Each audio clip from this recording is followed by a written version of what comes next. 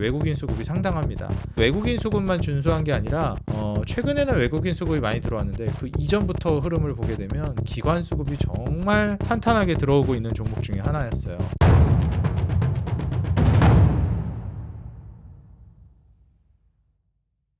네, 반갑습니다. 주식장인 유튜브 구독자 여러분들, 주식장인입니다. 제가 매주 우리 구독자 여러분들과 외국인 수급을 이제 강조하면서 외국인이 한 주간 우리나라에서 어떤 주식들을 담았는지 구독자 여러분들과 함께 살펴보면서 공유하는 시간 가져보고 있습니다. 이번 한 주간 또 어떻게 외국인들이 한국 종목들을 담았는지, 그리고 어느 쪽에 좀 집중해서 담았는지 같이 한번 오늘도 좀 살펴보시면 좋을 것 같고요. 보통 이제 외국인 수급이 집중되는 종목이나 섹터 쪽으로 큰 돈의 흐름이 이동하기 때문에 외국인의 이제 투자가 집중되고 있는 종목이나 섹터를 보시게 되면 돈이 이쪽으로 큰 방향성이 움직이고 있구나를 포착하는 데 좀 도움이 되십니다. 그래서 이 섹터 쪽으로 외국인들이 많이 매집을 하고 있구나라는 걸 이제 보게 되면 산업 트렌드 자체가 이쪽으로 돈이 이동하는가를 우리가 어느 정도 유추해 볼 수 있으니까요. 큰 돈의 흐름을 오늘도 저와 함께 한번 살펴보시죠. 자, 그럼 화면 통해서 같이 한번 살펴보겠습니다. 지난 일주일 동안 이제 외국인들이 어떠한 종목들을 이제 많이 매수했는지 보기 전에 과연 그렇다면 외국인들이 한국으로 들어오고 있는가, 이 부분을 확인하는 게 전 중요하다라고 생각이 들어요. 사실 이제 2024년 중순부터 외국인 수급은 지속적으로 한국을 떠나고 있었습니다. 그래서 계속해서 이 노란색 선이 외국인 수급인데요. 한국을 좀 떠나가는 모습을 보여주고 있었어요. 그래서 그러다가 이제 최근에 잠시 이제 외국인이 돌아오는 것이 아닌가 하는 시그널을 보여주기도 했는데, 이렇게 좀 돌아오는 듯 하다가 다시 또 꺾이기 시작했습니다. 오늘 같은 경우에도 코스피 기준으로는 이제 외국인들 매도세가 이어지고 있는 상황이고요. 코스닥 같은 경우에는 순매수세가 들어오고 있긴 하지만 큰 흐름으로 봤을 때는 외국인들의 매도세가 크게 바뀌고 있는 흐름으로 보여지지는 않습니다. 그래서 지금 현 시점에서 코스피, 코스닥 모두 외국인들의 매도세가 잠시 좀 멈칫했다 정도로 이제 평가할 수는 있겠지만, 외국인이 다시 이제 매수세로 돌아섰다라고 하기에는 좀 무리가 있다라고 생각돼요. 물론 계속해서 한국을 이제 매도하고 있는 상황이었는데 여기서 잠시 이제 멈칫한 것만으로도 어느 정도는 그래도 선방이다라고 평가는 할 수 있겠습니다. 더 이상 이제 매도하는 흐름이 펼쳐지지 않고 앞으로 이제 매수세가 들어오길 기원하면서 오히려 이렇게 외국인들이 한국을 떠나고 있는데도 불구하고 그 와중에 오히려 담고 있는 종목들은 사실 훨씬 더 이제 매력 있게 우리가 바라볼 수 있을 만한 종목이라고 생각이 돼요. 그래서 이렇게 외국인들이 한국을 떠나면서 매도하고 있는 와중에 오히려 매수하고 있는 종목들은 무엇이 있는지 1위 종목부터 같이 한번 살펴보시죠. 첫 번째는 이제 하나오션이 차지했습니다. 최근에 이제 외국인들 매수세가 상당히 들어온 종목이고, 어제는 매도가 나왔지만 오늘은 또 다시 매수세가 들어왔어요. 그리고 이제 최근에 25일 정도부터 이제 흐름을 본다라고 하면 매수세가 이제 강력하게 들어오고 있는 모습입니다. 그래서 이때 하나오션이 최고가를 찍을 때, 그리고 그 직전 거래일까지도 외국인들 매수세가 정말 많이 들어왔기 때문에 이 점을 이제 고려해 봤을 때는 또 하나오션의 이제 신고가를 쓴 원동력은 외국인 수급이었구나 우리가 확인할 수 있어요. 자, 그렇다면 이제 방산주, 그 중에서도 조선주 카테고리의 성격을 띠고 있는 하나오션이 가장 이제 강력한 수급을 받았다라고 볼 수 있겠습니다. 아무래도 이제 최근에 시장의 주도 업종이라고 할 수 있을 만한 건 조선과 방산인데, 그 두 개가 결합된 종목이다 보니 훨씬 더 두각을 많이 드러냈다라고 보여져요. 그래서 매출 역시도 7조 4천억에서 10조, 그리고 12조, 13조, 14조 단위로 이제 성장이 기대되고요. 28년도까지도 성장은 계속 이어질 가능성이 높다라고 평가받습니다. 작년에 이제 영업이익 흑자 전환에 성공했고요. 2,300억 흑자 전환에 성공하고 올해는 9천억, 내년 내후년으로 1조 1천억에서 1조 5천억까지 성장이 기대돼요. 순이익도 이제 5천억에서 이제 6천억, 8천억, 1조 1천억까지 성장이 기대되고요. 외형 성장 모두 이제 준수하게 진행이 되고 있는 상황입니다. 여기에 맞춰서 부채 비율 같은 경우에는 지금 200% 정도 아래로 떨어질 가능성이 높고요. 영업이익률도 2%에서 7%, 그리고 10%까지 성장이 기대돼요. 순이익률은 7.75%까지 성장이 예상됩니다. 근데 이제 최근에 주가가 많이 올라가서 그런지 이제 하나오션 같은 경우에는 PER이 35배, 21배 이 정도 수준까지 이제 올라오기 시작했어요. 솔직히 이제 이 정도 수준으로 가게 되면 저평가라고 보긴 좀 어려운 수준으로 가고 있다, 이렇게 우리가 평가할 수 있겠습니다. 그렇다고 해서 고평가는 아니지만 PER 35배, 21배 이게 저평가되어 있는 가격은 아니거든요. 그래서 이 점을 좀 고려해 보면 하나오션은 물론 이제 추가적인 급등을 우리가 노려볼 수는 있겠지만 투자하기에 막 공격적인 베팅을 할 정도로 매력이 있는 시점은 아니다. 다소 좀 위험할 수도 있다. 이렇게 평가할 수 있겠습니다. 그리고 이때 이제 주가가 상당히 많이 올라가고 신고가를 쓴 영역에서 윗골이 달면서 거래량이 터진 음봉이 이제 터졌기 때문에 이런 점은 우리가 좀 기술적으로 봤을 때도 조심해야 될 만한 신호라고 좀 말씀드리고 싶습니다. 자, 두 번째는 하나오션과 달리 고점 대비해서 주가가 굉장히 많이 떨어져 있던 카카오라는 종목이 바닥에서부터 고개를 들기 시작하고 있어요. 외국인 순매수 지난 일주일간 2위에 이름을 올렸고요. 최근에도 이제 앞서 이제 하나오션이랑은 다르게 고점이 아니라 고점 대비해서 주가가 충분히 떨어져 있는 자리에서 이렇게 음봉 캔들이 터지면서 거래량이 나와줬습니다. 그래서 보통 이제 이런 신호가 나오게 되면 매도할 만한 물량은 거의 이제 매도가 진행이 됐다 이렇게 저는 평가하는 경우가 많아요. 4월 25일 날 이렇게 진행이 됐는데 4월 25일 날 같은 경우에 이렇게 거래량이 크게 터지면서 주가가 빠지는 날 외국인 매수세가 크게 들어왔거든요. 그래서 이 4월 25일 날 외국인 순매수세 물량이 굉장히 강력하게 들어온 날이라는 점. 사실상 주가가 이제 이 이하로 떨어지기에는 쉽지는 않겠구나. 뭐 이런 생각도 듭니다. 우리가 이제 소프트웨어의 분야로 봤을 때는 한국에서는 네이버와 카카오가 쌍두마차를 달리고 있기 때문에 네이버도 그렇고 카카오도 그렇고 고점 대비해서 정말 많이 떨어졌거든요. 코로나 팬데믹 이후에 2021년도까지 네이버도 그렇고 카카오도 그렇고 정말 말도 안 되는 상승을 보여줬습니다. 그리고 그 이후에 말도 안 되는 하락도 보여줬죠. 어떻게 이렇게 많이 올라갔는데 그걸 그대로 다 반납하는지 정말 한국 주식은 알다가도 모르겠습니다. 자, 그러고 나서부터 이제 다시 거래량을 이제 들어 빨아들이면서 주가가 올라갈 만한 모멘텀을 이제 받고 있는데요.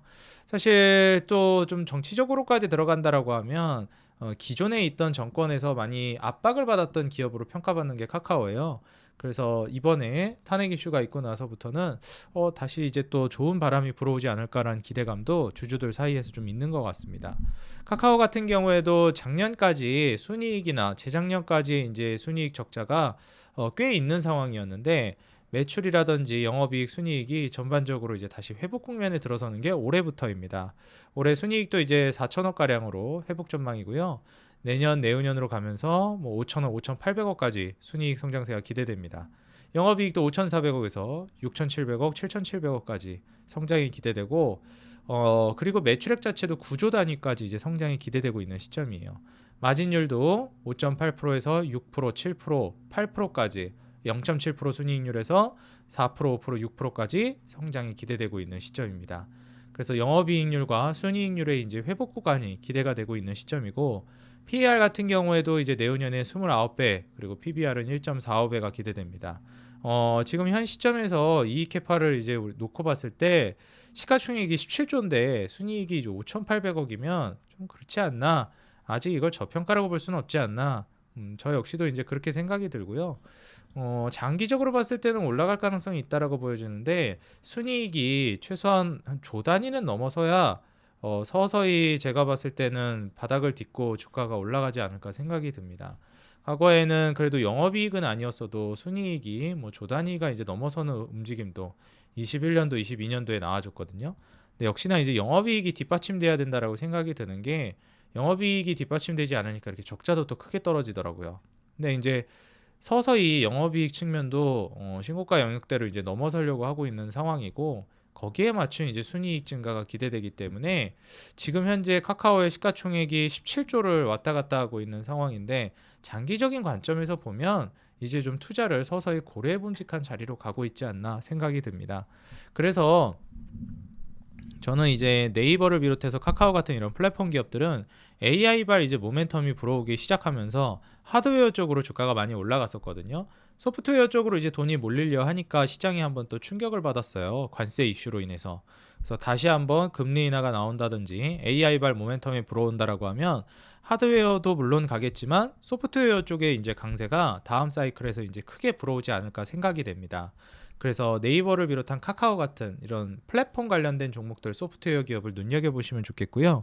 제가 영상에서도 이전에 언급드린 적이 있었지만 네이버 카카오가 주축이긴 한데 카페24라든지 더존비지원 같은 기업들도 한번 주목해 보시면 좋겠다라고 말씀을 드렸습니다. 그래서 그 종목들도 한번 묶어서 한번 살펴보시길 권장드리겠습니다.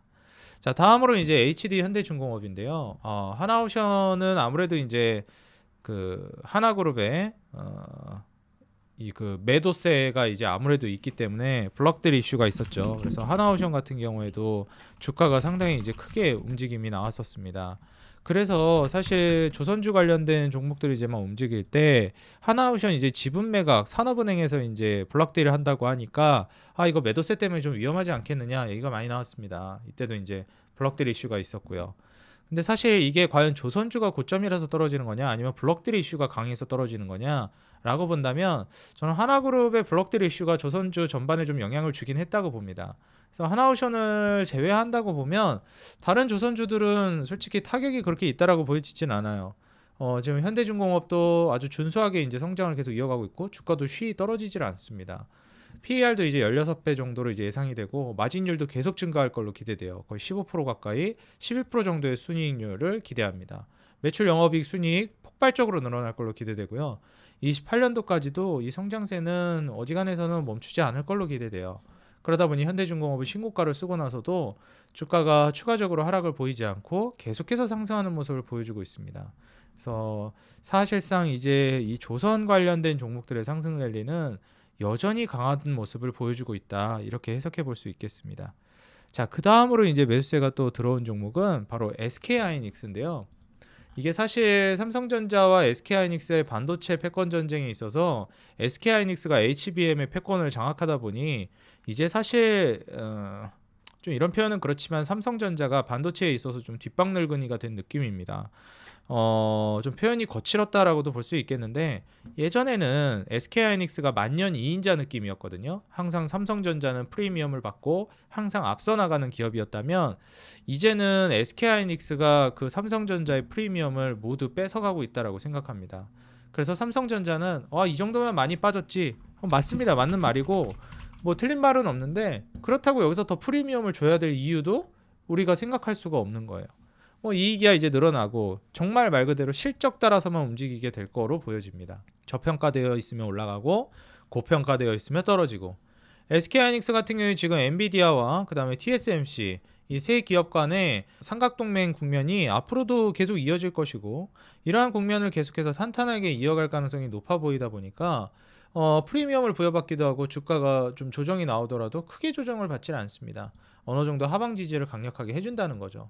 그래서 사실 작년 중순에서 SK하이닉스가 빠지긴 했지만 뭐 삼성전자 빠진 거에 비하면 아주 귀여운 수준입니다.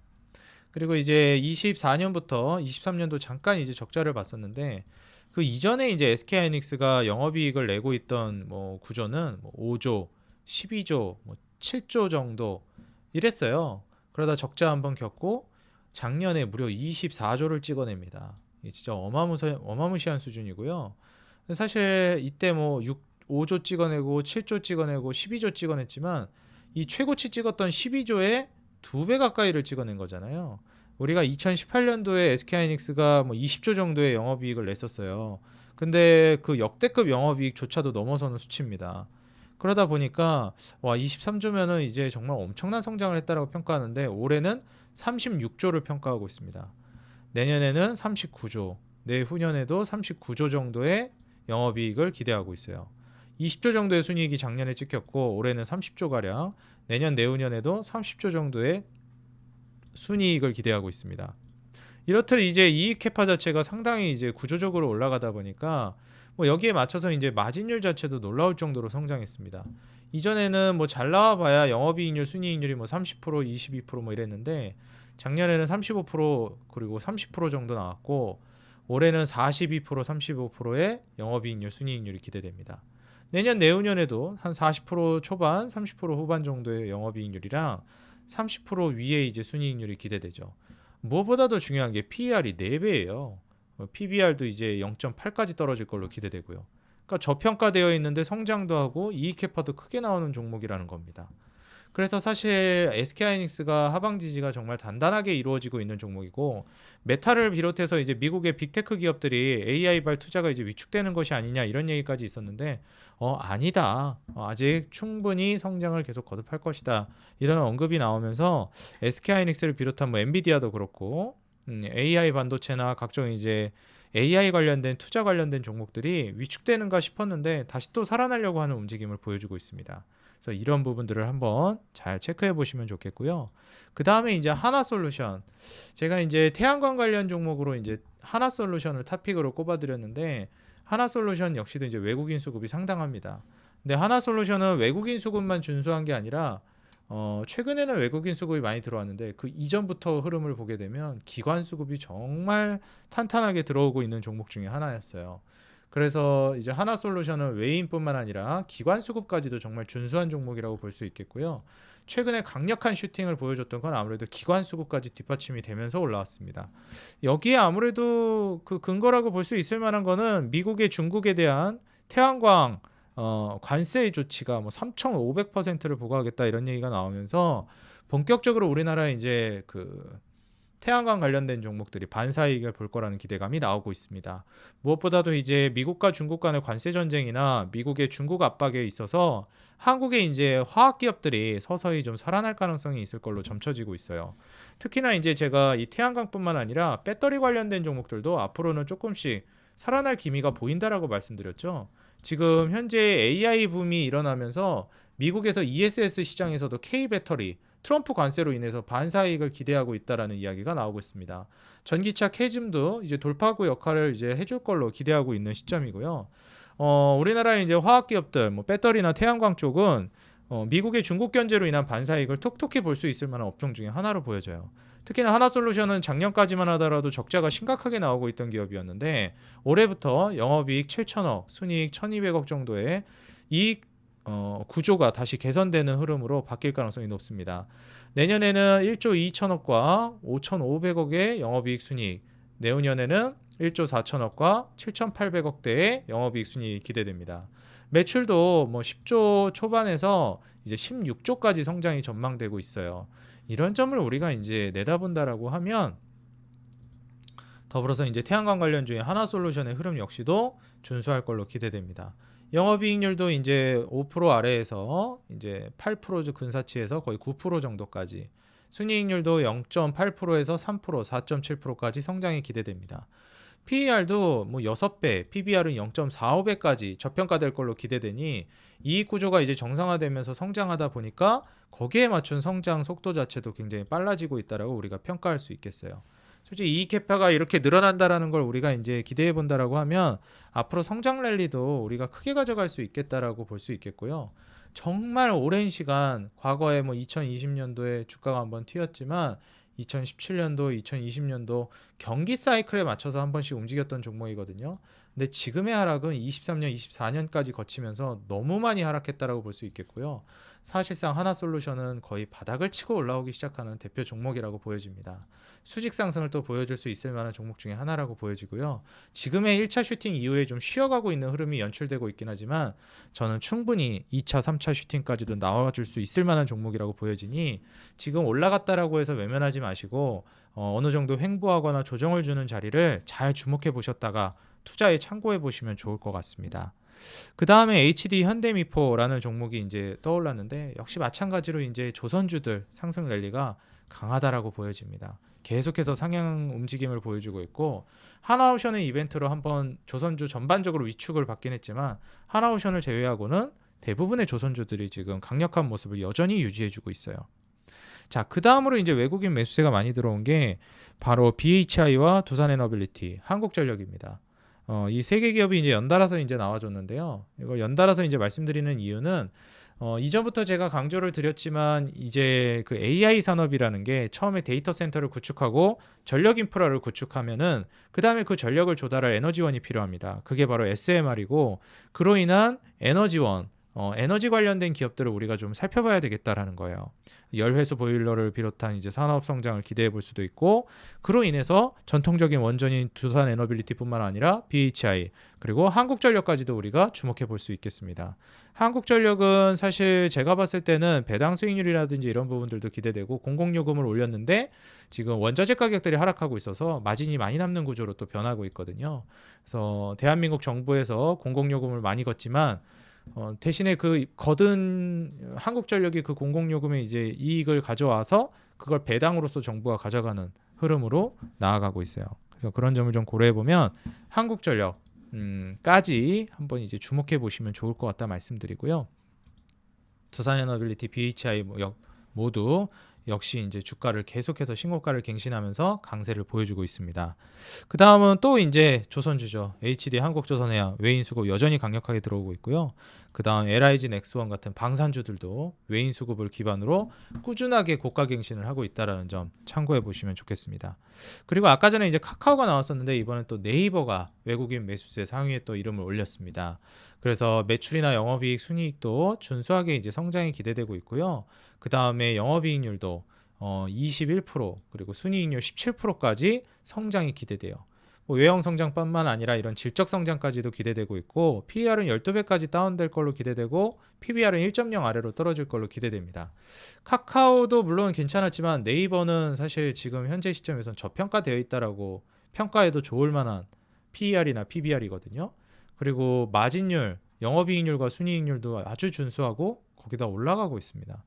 그래서 이 매출과 이익 캐파가 커지면서 마진율까지 올라가고 심지어 저평가되어 있기까지 하다 보니 네이버의 매력도가 상당히 또 높다라고 이제 평가해 볼 수 있겠습니다. 그 다음으로 이제 효성중공업과 HD 현대일렉 같은 종목들이 이제 매수세가 들어왔습니다. 아무래도 이제 우리가 이전에 전력 인프라 관련된 종목들이 움직이면서 데이터 센터발 수요가 많았을 때 HD 현대일렉을 기반으로 주가들이 많이 움직였잖아요.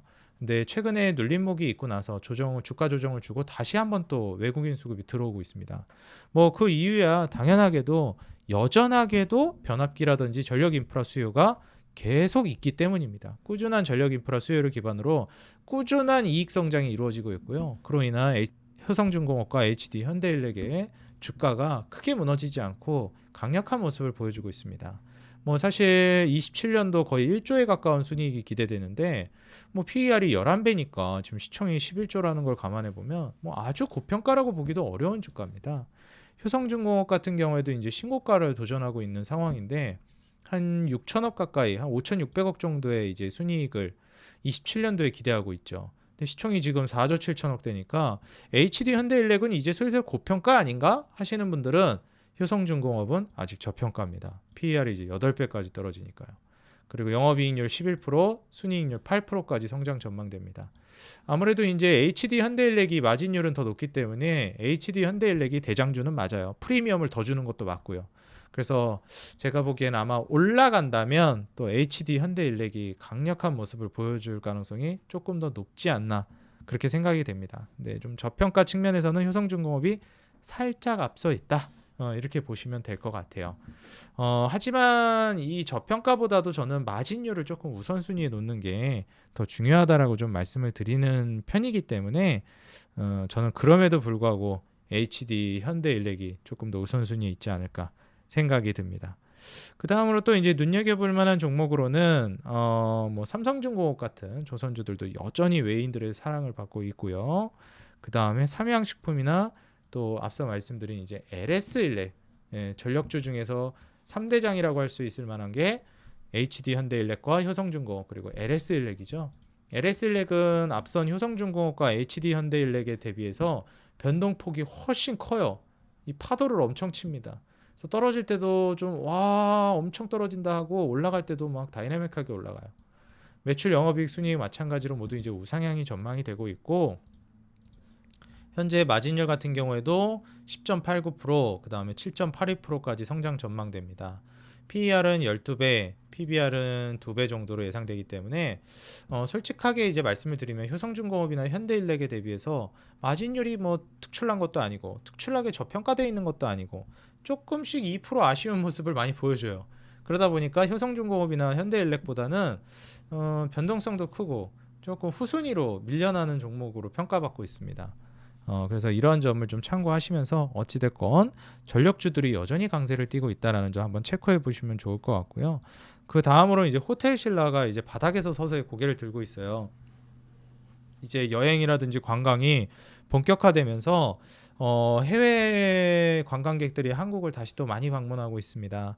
그러다 보니 호텔신라 역시도 주가가 바닥에서 올라오기 시작했는데 우스갯소리로 말씀드리자면 옛날에 호텔신라 보고 주가가 너무 떨어져서 우스갯소리로 모텔신라라고 그랬는데 이젠 다시 호텔이 될 수 있을 것 같습니다.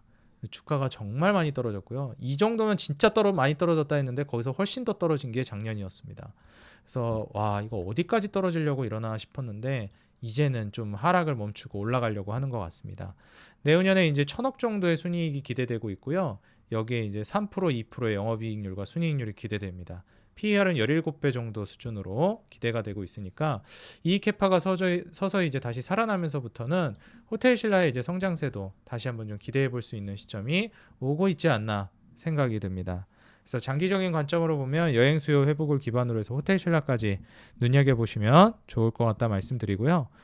사실 제가 오늘 말씀드린 이 외국인 수급 종목들은 이걸 매수해야 된다라기보다는 외국인들이 어디에 지금 집중하고 있고 다음 타자로서 서서히 어느 종목에 이제 진입하고 있는지를 한번 그 흐름을 파악하시라는 관점에서 말씀드렸으니까 각종 종목들을 잘 눈여겨보시면서 도움을 받아보셨으면 좋겠습니다.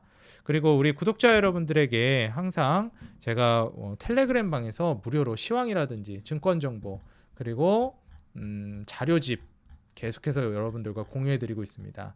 우리 구독자 여러분들께 100% 무료로 운영하고 있는 텔레그램 방이니까요. 이 영상 하단에 더보기란이랑 고정 댓글에 링크 남겨놨어요. 타고 들어오셔서 도움 받아가시면 좋을 것 같습니다. 그리고 이번 일요일부터 화요일까지 총 3일간 연휴에 특강이 준비되어 있습니다. 텔레그램 방에 입장하신 분들에게만 링크를 보내드려서 특강을 진행하니까요. 온라인 특강 총 3일간 저녁 7시에 진행되니 꼭 오셔서 도움받아 가시기 바라겠습니다. 텔레그램 방 이제 입장은 요 사이트 홈페이지 더보기란에도 있으니까 여길 통해서 텔레그램 방 입장하셔도 되겠습니다. 지금 우리 구독자 여러분들 사랑에 힘입어서 구독자가 53,000명을 넘어서면서 빠르게 증가하고 있습니다. 진심으로 감사드리고요. 아직 구독을 눌러주지 않으셨거나 이제 막 방문하신 분들은 구독과 좋아요, 알람 버튼 눌러주시면 더 돈 되는 정보, 도움되는 주식으로 보답하겠습니다. 그리고 우리 구독자 여러분들 짧게나마 응원 댓글 달아주시는 거 제가 무료로 영상 제작해서 제공해드리는데 큰 힘이 되고 있습니다. 조금만 시간 내셔서 한 줄이라도 짧게나마 응원 댓글 부탁드리겠습니다. 항상 우리 개인 투자자 여러분들의 수익 그 하나만을 위해 여러분들이 돈을 벌어야 제가 돈을 번다는 모토로 앞으로도 꾸준히 정진해 나가도록 하겠습니다. 지금까지 주식장인이었습니다. 감사합니다. 행복한 하루 되세요.